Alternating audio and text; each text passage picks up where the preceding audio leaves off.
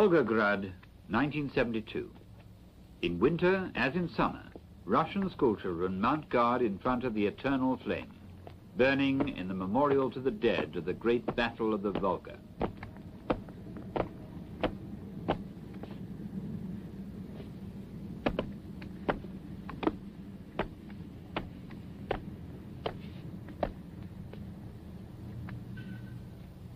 "30 years previously, Volgograd was called Stalingrad. 30 years ago, other children, German children, wished their Führer a happy birthday.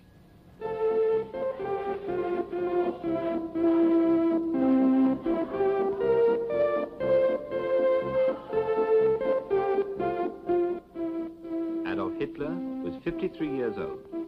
His triumphant armies occupied the whole of Europe. During the summer of 1941, they had invaded Russia and stood at the gates of Moscow. Until now, the German generals who perfected the Blitzkrieg had experienced nothing but success. They are ready to begin the conquest of Africa, Asia, and even the whole world. At the beginning of 1942, Hitler mobilizes all his forces from the far corners of Europe so that he can finish off Russia. 5,400,000 German soldiers. He makes his allies provide 800,000 men, either willingly or by coercion.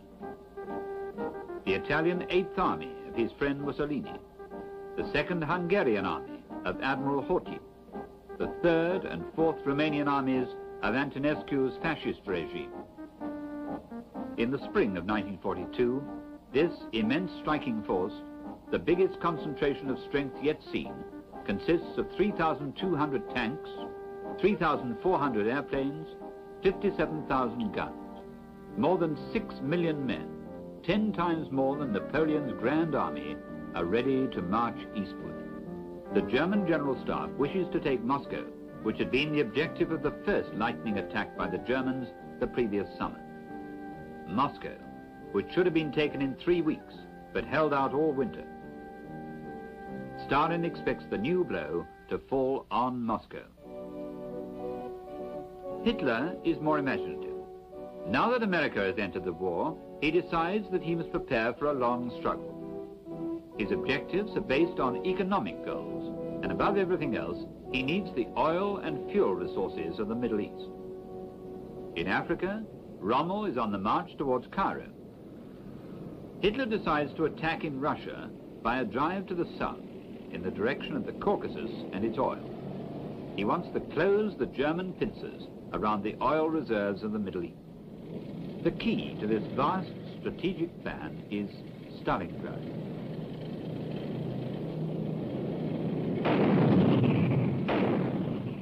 On the 28th of June, 1942, General von Bock, with 89 divisions, of which 9 are armored, attacks along a front of 250 miles.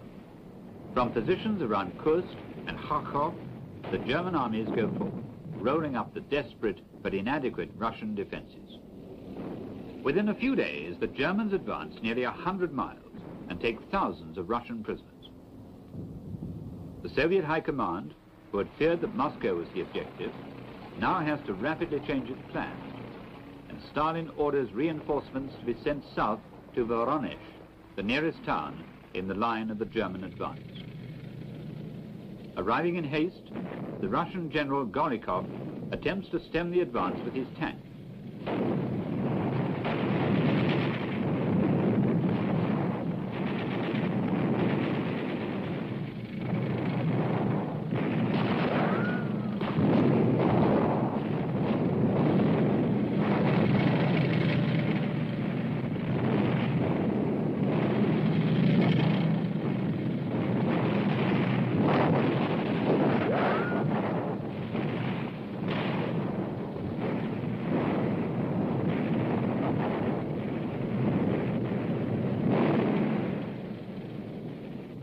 Bravery and determination are not enough to stop the German advance, however, and the German Stuka dive bombers break up the Russian positions.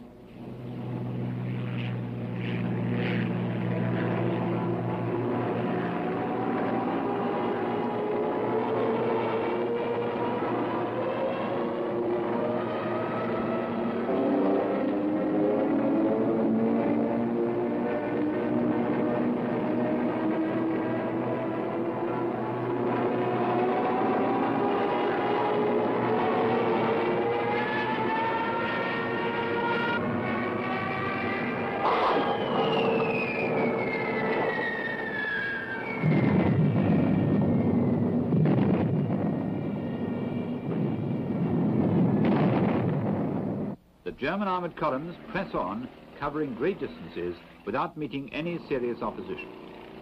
Ahead lies Rostov, the only remaining bastion barring the approach to the Don River crossing, the last obstacle to Stalingrad.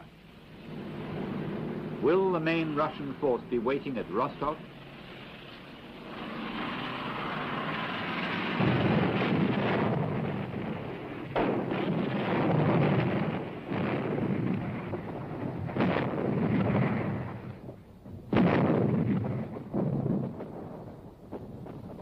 As it turned out, the city was defended only by its garrison, which fought a bitter rearguard action. Other Russian forces retreated to the east in a desperate flight to avoid being caught in a huge battle of encirclement.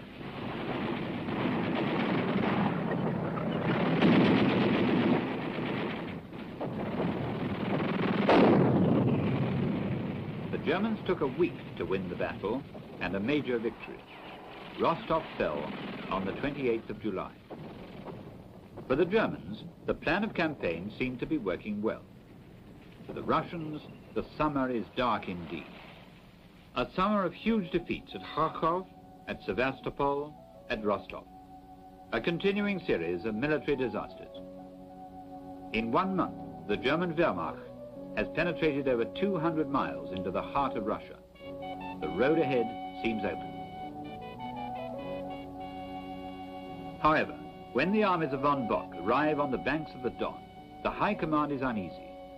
Where are the bulk of the Soviet forces? On the far side of the river, long columns of refugees flee towards the east. Obeying an ancient instinct, the Russian people make a wasteland of the country into which the German forces will advance. The civilian population abandons farms, villages, and towns. All that is precious to the people is destroyed or burned before they follow the retreating columns of the Russian army wearily trudging eastward.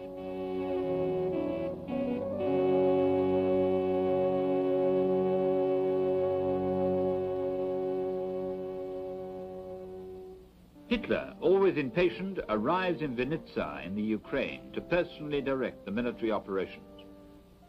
If the rank and file greet him with enthusiasm, it's not the case with the generals of the High Command, who resent his intervention.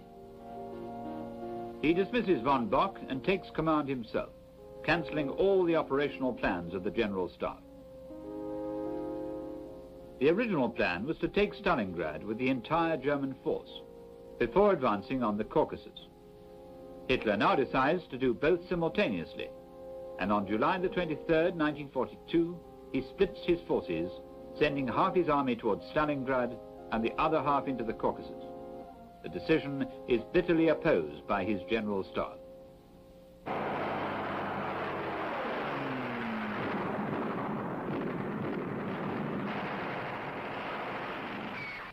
The German armies set out in an irresistible flood towards the Caucasus, across the vast Don plain and into the rivers of the Kuban and the Terek.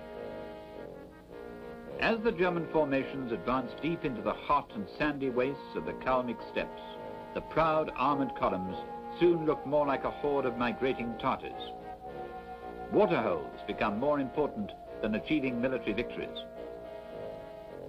While half his attacking force is wandering about the Caucasus, Hitler launches the 6th Army under General Paulus on the main objective, Stalingrad and the Volga.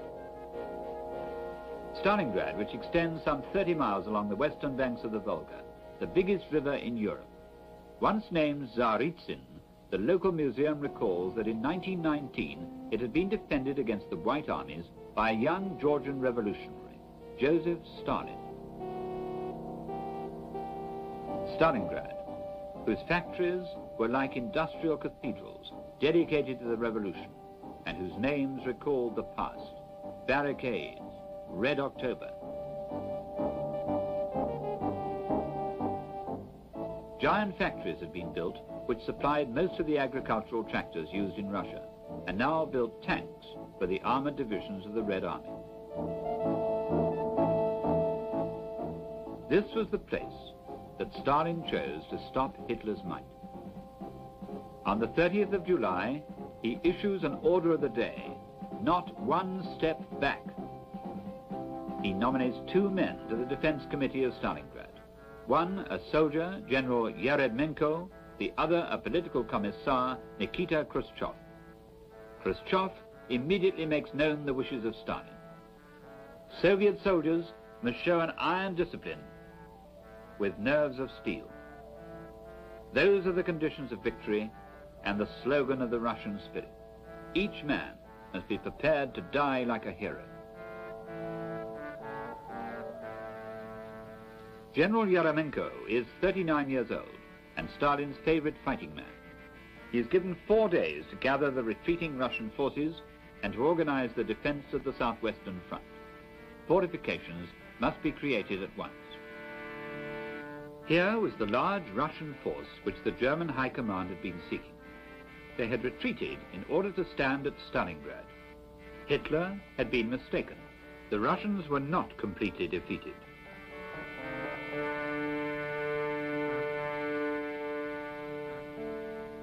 The Germans draw ever closer.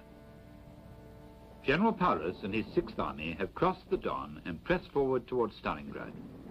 The German advance runs into the first Russian lines of defense around Kalatch, and a bitter battle rages as the Russians desperately resist the armored and infantry assaults of the 6th German Army, Hitler's chosen force.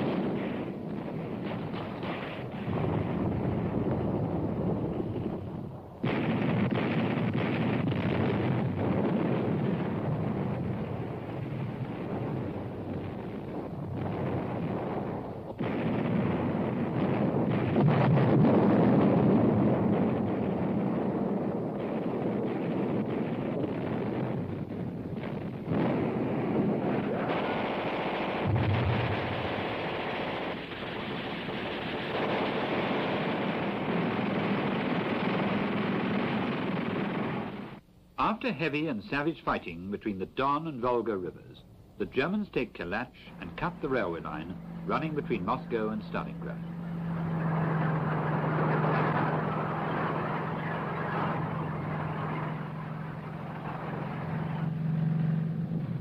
In a final push, the 16th Panzer Division breaks through to the north of Stalingrad and reaches the western bank of the Volga on a 5-mile front.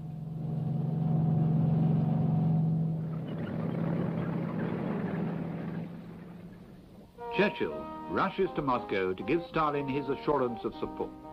He's accompanied by President Roosevelt's representative, Averell Harriman. Will the Russians be able to hold? The Americans and British ask themselves. When will they open their second front? Foreign Minister Molotov asks himself. Churchill, who also had to fight alone in 1940, understands better than most the agony of the Russian situation. Unfortunately, all that he can bring with him at the moment are words. Fortunately, he understands the use of words. Whatever our suffering, whatever our toils, we will continue hand in hand like comrades and brothers until every vestige of the Nazi regime has been beaten into the ground.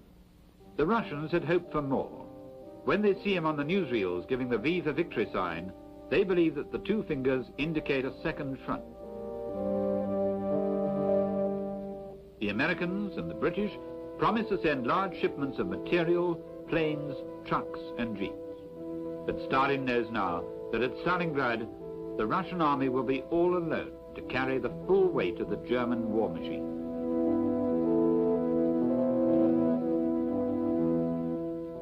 The Germans have now reached the suburbs of Stalingrad. Hitler has ordered that the city must be taken before the 25th of August. The troops will have to hurry up. At first it all seems straightforward, but soon things will begin to go wrong.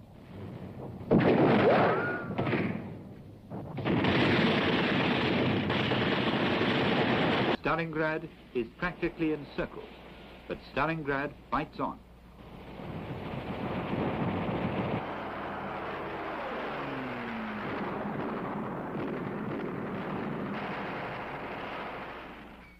Hitler decides that Stalingrad must be destroyed. On the 23rd of August 1942, 600 bombers of the 4th Air Fleet, commanded by General von Richthofen, are ordered to wipe out the city.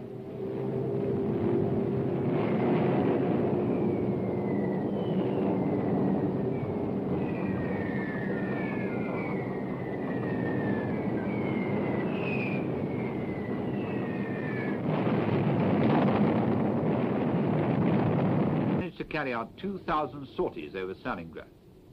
Thousands of tons of bombs fall all over the city. They leave 30 miles of ruins and 40,000 victims.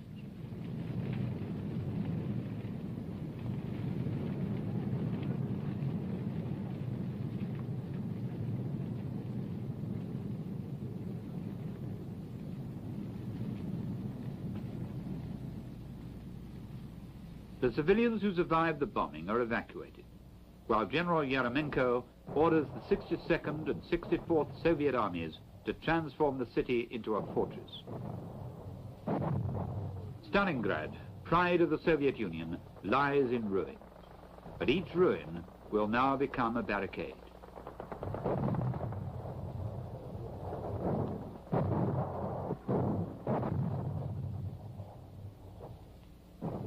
In some parts of the city, the chimneys are all that are left of the wooden houses that were destroyed by fire during the bombings. At the beginning of September, General Paulus hurls the German 6th Army into the final attack on the city. German General Staff believes that Stalingrad, which has been pulverized by bombing, will fall as easily as a ripe fruit. The expected victory harvest is delayed, however. On the 12th of September, General Chuikov is appointed to command the 62nd Army. He is 42 years old and promises to save Stalingrad or die with his men. His first priority, General Rodintsev. It's the 14th of September.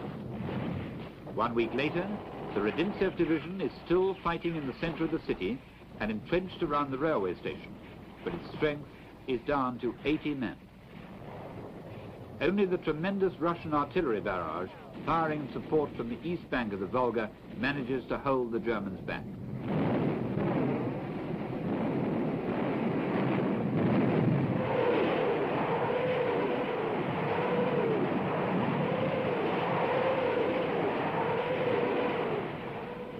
One after another, the best Russian regiments are being consumed, and it's a matter of concern as to how long the 62nd Russian army can last.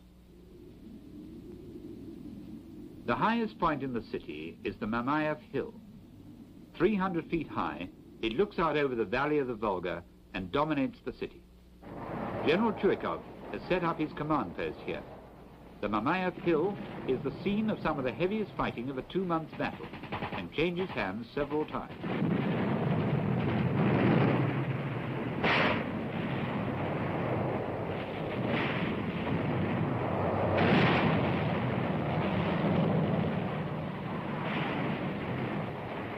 At the end of September, the Germans hold the hill, and from there can overlook the entire city, the industrial zone, the center, and the railway station. They now know that they will have to take Stalingrad street by street. In the event, it takes 2 divisions and 5 days of fighting with cold steel to capture the railway station, which had been defended by the last survivors of a Guards unit and the parachute troops of Colonel Yali.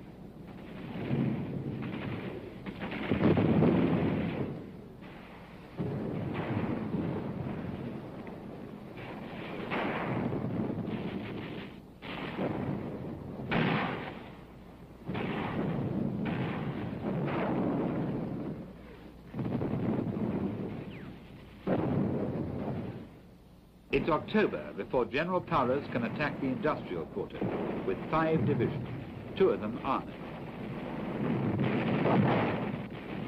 In the wreckage of the tractor factory, the Russian workers turn out tanks until the very last moment.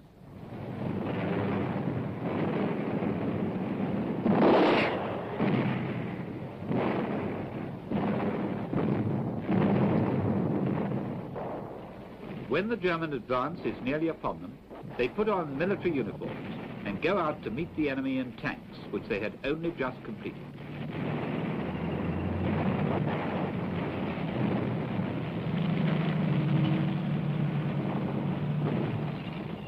General Paulus throws all his reserves into the battle, 7 divisions.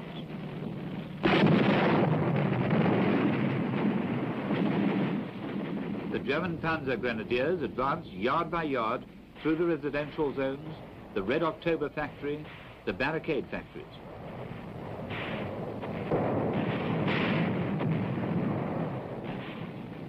Constantly, the Russian troops counterattack.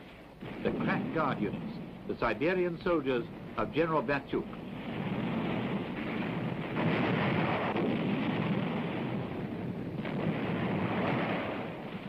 In 2 weeks, 3 Russian divisions lose 75% of their strength.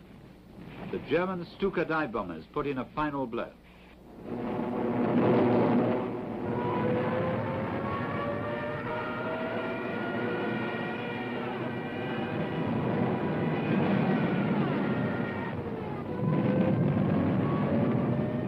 On the banks of the Volga, the last gasoline stores of the Russian army are destroyed, and a sea of fire sweeps over the shelter of General Chuikov, who continues to issue orders from his command post. At the end of October, the Germans occupied the last factories.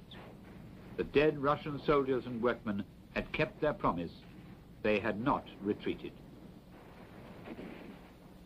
General Paulus tells Hitler that the Sixth Army holds Stalingrad, or at least 90% of it. They raise the German flag in the center of the town. They have reached the west bank of the Volga. Hitler is exultant. He strikes a medal to commemorate the victory. Throughout Europe, he posts notices of the latest German triumph. On the 9th of November in Munich, he makes a long speech announcing the good news. Vor allem aber, Sie kämpfen immer am gleichen Platz. Hier und da sagen Sie dann bescheiden, nach 14 Tagen, wir haben eine Stadt evakuiert. Aber im Allgemeinen kämpfen Sie seit dem 22. Juni am gleichen Platz immer erfolgreich. Immer werden wir zurückgeschlagen und sind bei diesem fortgesetzten Zurückschlagen jetzt langsam bis zum Kaukasus gekommen.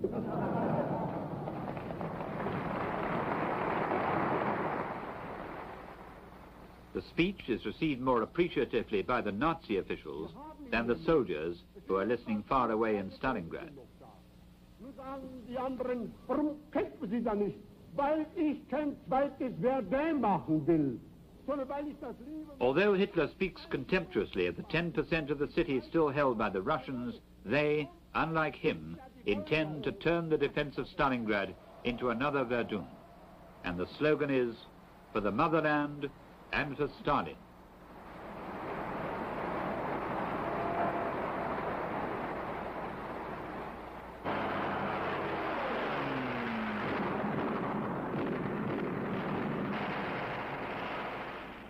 The supply line to the beleaguered Russian forces is now only a trickle.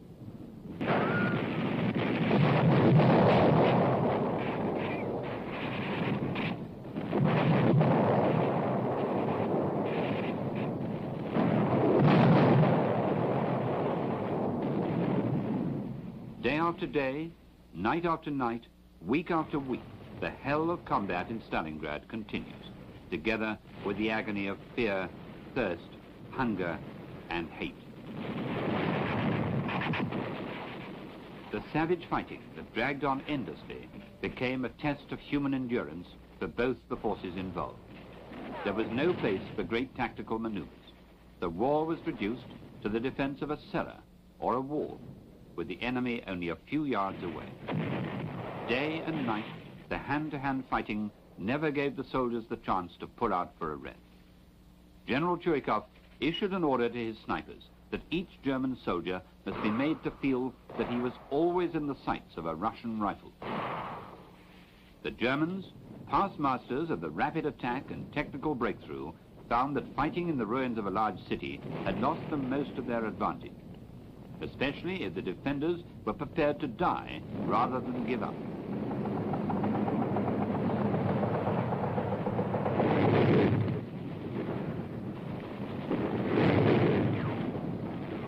The Russian reinforcements could only come across the Volga from the eastern side under cover of darkness, and it was not possible to cross in large units. The great problem facing the Russian command was that the attrition of Stalingrad would swallow up men at a greater rate than they could be replaced. Under these conditions, it was impossible to know the true loss rate as men disappeared in the inferno of battle. Thousands of Russian soldiers crossed the Volga only to disappear forever in the ruins that claimed them.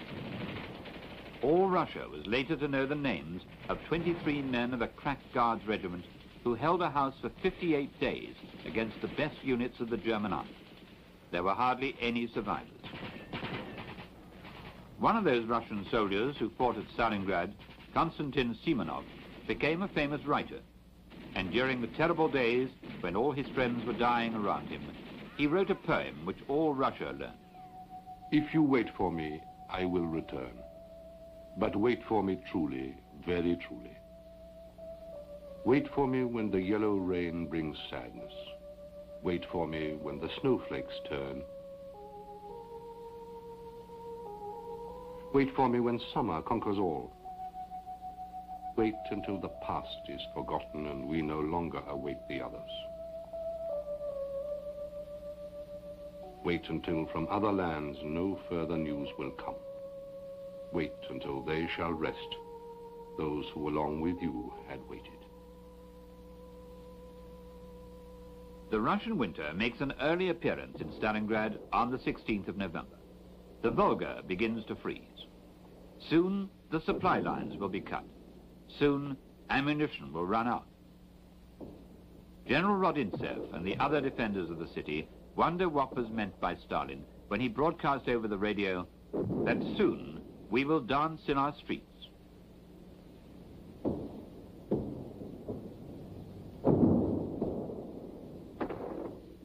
The reason for Stalin's cryptic statement was that he had secretly ordered General Zhukov, the savior of Moscow and Leningrad, to attempt to save Stalingrad. Продумав контрнаступательную операцию, After carefully analyzing the situation, we put the following plans forward for Stalin's consideration. до конца октября месяца Firstly, we would continue to exhaust the Germans in Stalingrad. оборонительными действиями. Secondly, Второе. we would immediately prepare for a surprise counter-offensive. Контрнаступательной операции. For the past month, in great secrecy, Zhukov has gathered together a formidable array of armor and infantry. 900 tanks from factories in the Urals are massed on the far bank of the Volga. 1 million men, a new army. Stalin has re-established the ranks and orders of the old regime. The influence of the political commissars is cut. The Red Army is now the Russian army.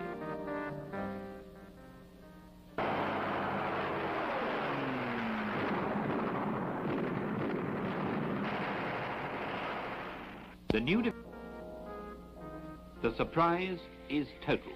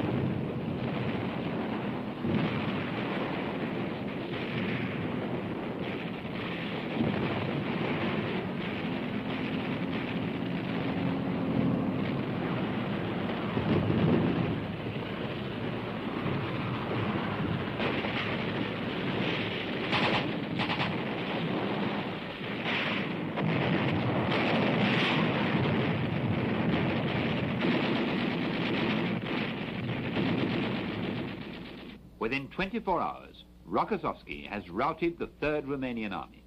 37,000 Romanians dejectedly shuffle across the winter plains, prisoners of the Russians.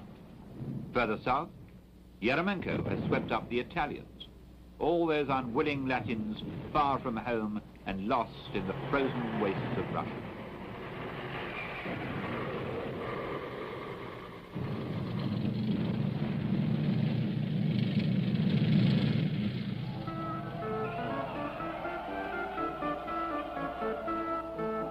On the 22nd of November, in the region of Kalach, the Russian armies of the Don and the Volga meet up and close the ring around the Germans, cut off at Stalingrad. The 6th German Army, with 22 divisions, 330,000 men, is now held in a pocket which measures 40 miles by 25 miles. The soldiers of the German 6th Army begin to wonder why they have not received orders to break out of the Russian encirclement. The officers on the staff of the surrounded army urge General Paulus to act quickly before it's too late. But Paulus hesitates and delays a decision. All the while, the Russian tanks draw closer. The German 6th Army is still a formidable force sent by air. The Luftwaffe assembles all available planes in Russia to support the massive supply operation.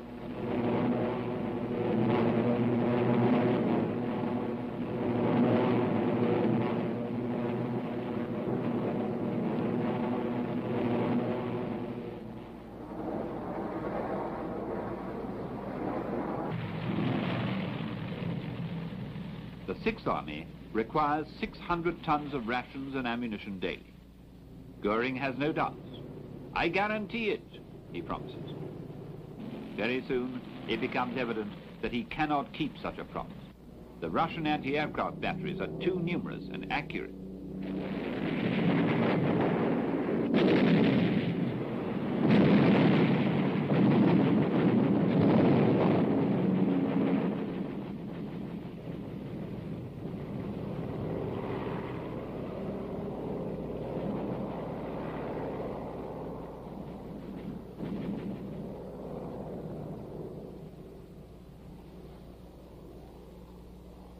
The Russian fighter pilots swear solemnly to close the skies around Stalingrad. The oath echoes across the frozen fields of Russia. Родина! Родина! Товарищ Сталин! Товарищ Сталин! Клянемся еще зорче! Клянемся еще зорче! Нести! Нести! Боевую вахту! Боевую вахту! The mastery of the skies no longer belongs to the Luftwaffe, but to the Yaks, to the MiGs, and to the Stomoviks of the Russian Air Force.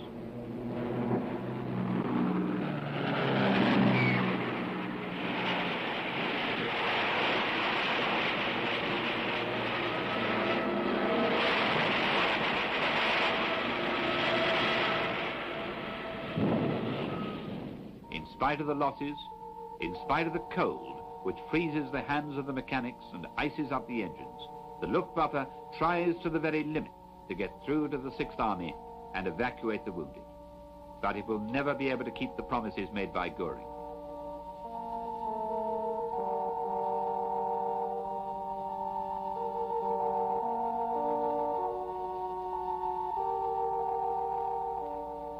Cut off from vital supplies, the German troops are reduced to 2 ounces of bread and less than an ounce of fat a day.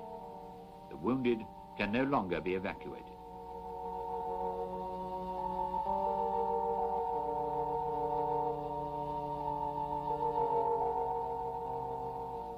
Hitler decides he must try and save the 6th Army by a ground offensive. Field Marshal von Manstein, coming up from the Caucasus, receives an order to go to the rescue of Paulus, now isolated behind the new front line. To achieve this, Manstein will have to break through the Russian positions. The plan is to drive through the encircling Russian forces and enable Paulus to begin a breakout from his side.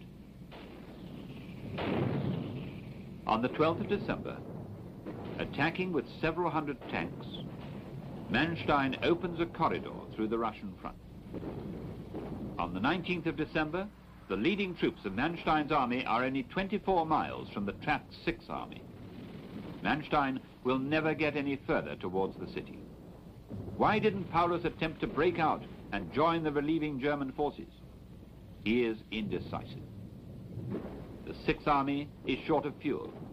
It has 8,000 wounded, men who cannot be moved. The troops are exhausted. Paulus's hesitation has cost him his last chance of retreat.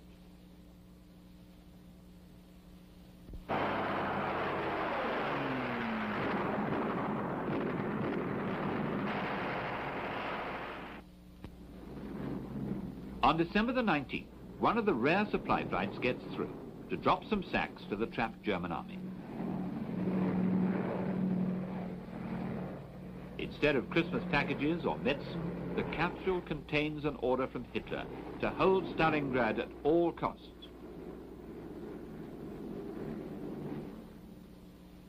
On the 1st of January 1943, it's minus 25 degrees. On the 5th of January, minus 30 degrees.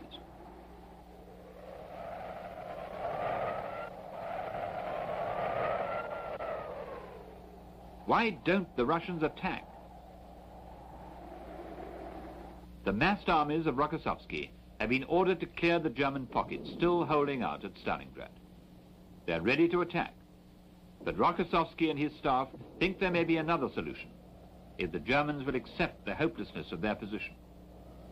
On the 8th of January, Rokossovsky, following a traditional ritual, sends an ultimatum calling for surrender. To the officers, other ranks, and soldiers of the German army who surrender, we guarantee their lives and safety, and after the war, a return to Germany or any country of their choice. Otherwise, the German forces now surrounded will be wiped out. Once more, Hitler sends a radio message: "It is forbidden to surrender." The ultimatum is rejected. On the 10th of January at 8 o'clock in the morning, 7,000 Russian guns open the attack. Огонь!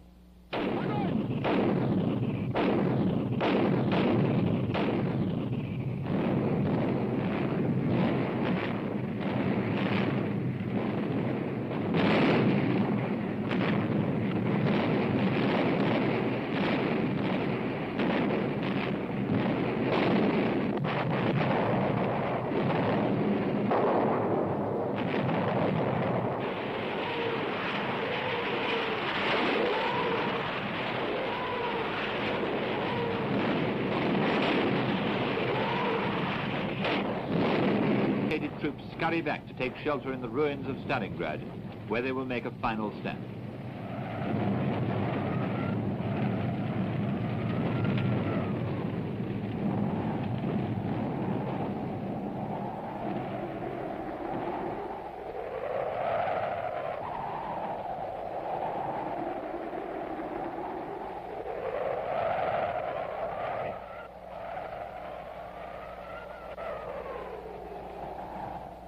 Although worn down and exhausted, the German Sixth Army resists the pressure of 7 Russian armies who launched the final assault on the 17th of January.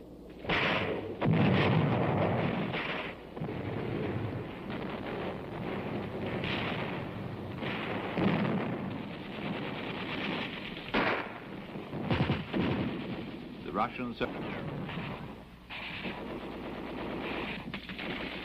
The fierce German defense prolongs the agony of fighting for 2 long weeks.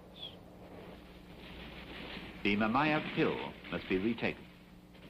The central railway station must be taken.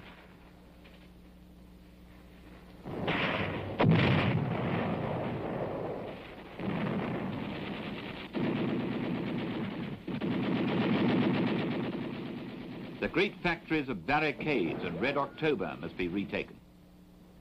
The tractor factory also. The center of the town must be liberated.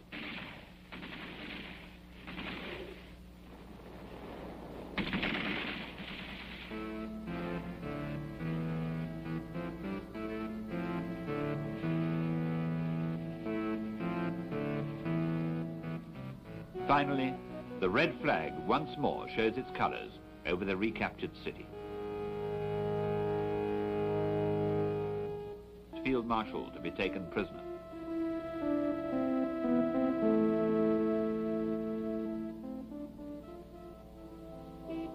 Captured along with Paulus are all the members of his staff and 2,500 officers, among them 24 generals. Aristocratic Prussians still showing their arrogance. Grizzled professional soldiers hardened by service. Young fanatics still convinced of Nazi superiority. For the first time, the proud German war machine tastes the full cup of bitter defeat and humiliation. On the 2nd of February, the last German soldiers holding out in the wrecked factories surrender their weapons. Now, the Russians know that victory is possible. The German Reich has suffered a mortal wound.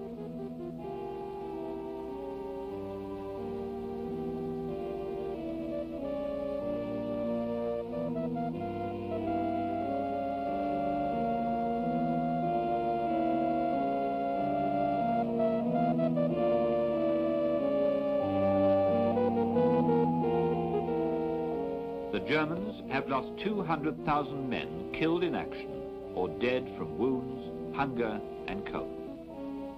Only 91,000 prisoners are left to march away.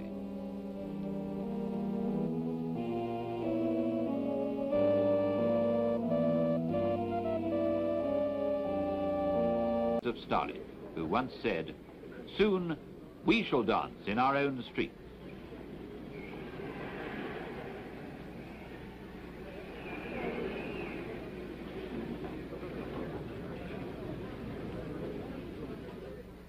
"30 years later, on the Mamayev Hill, a huge monument has been erected in keeping with the immense sacrifice made by the defenders of Stalingrad so long ago.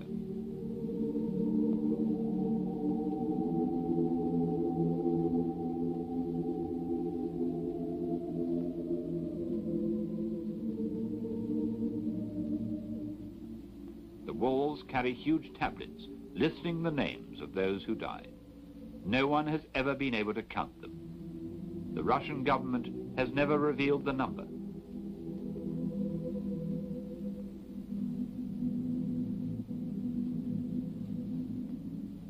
This gigantic monument stands for them all.